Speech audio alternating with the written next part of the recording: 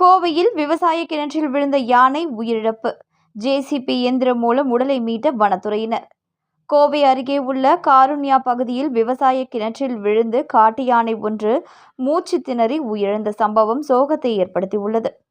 கோவை ஆலந்துறை அடுத்த சாடிவயல் அருகே உள்ள சோலை படுகை பகுதியில் நேற்று இரவு வனப்பகுதியில் இருந்து வெளிவந்த 3 காட்டு யானை விவசாய நிலங்களுக்குள் புகுந்தது.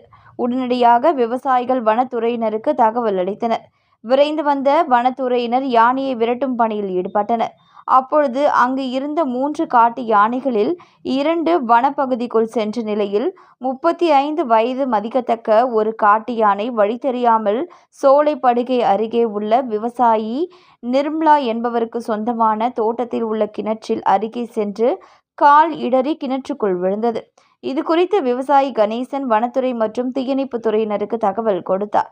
தகவலின் பேரில் அங்கு வந்த வனத்துறையினர் மற்றும் தீயணைப்பு துறையினர் ஜேசிபி, புல்டோசர் உள்ளிட்ட கனரக வாகனங்களின் உதவியுடன் யானையை மீட்க முயன்றனர்.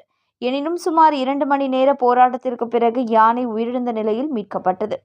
கடந்த 3 ஆண்டுகளாக இப்பகுதியில் முகாமிட்டு சுற்றி வந்த இந்த காட்டு யானையை அடர்ந்த வனப்பகுதிக்குள் கொண்டு செல்ல வேண்டும் என மக்கள் தொடர்ந்து கோரிக்கை வைத்து வந்தனர்.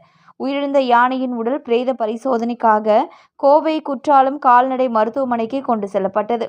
விவசாய கிணற்றில் யானை விழுந்து உயிரிழந்த சம்பவம் அந்த பகுதியில் சோகத்தை ஏற்படுத்தியுள்ளது. இது குறித்து வன உயிரின ஆர்வலர்கள் கூறும்பொழுது, நமது காடுகளின் வளர்ச்சிக்கும் சுற்றுச்சூழல் அமைப்பிற்கும் முக்கிய பங்காற்றிய ஒரு ஆண் யானை தற்பொழுது நாம் இழந்து உள்ளதாகவும், யானைகளை காக்க மேம்பட்ட AI தொழில்நுட்பங்கள் மூலம் ஒரு பக்கம் யானைகளை மதுக்கரை வனப்பகுதியில் அருகே இருக்கும் ரயில் தண்டவாளங்களில் அடிபடாமல் இருக்க யானைகளை காப்பாற்றி வருவதாகவும், ஆனால் மத்வராயபுரம் கிராமத்தில் கடந்த 2.5 வருடங்களுக்கு மேலாக யானைகள் ஊருக்குள் புகுந்து பல சேதங்களை ஏற்படுத்தி வருகிறது. இதனால் பல விவசாயிகள், குறிப்பாக சிறு குறு விவசாயிகள் நஷ்டப்பட்டு வருகின்றனர். தென்னை, வாழை மற்றும் பல வேளாண்மை பயிர்கள் பாதிக்கப்பட்டு உள்ளன. வீடுகள், மாடி தொழுவங்கள் மற்றும் ரேஷன் கடைகளுக்கு சேதாரங்கள் ஏற்படுகின்றன. இதற்கு நிரந்தர தீர்வு எடுக்க பலமுறை வனத்துறையினரிடம் விவசாயிகள் மற்றும் கிராம மக்கள் கோரிக்கை வைத்தார்கள்.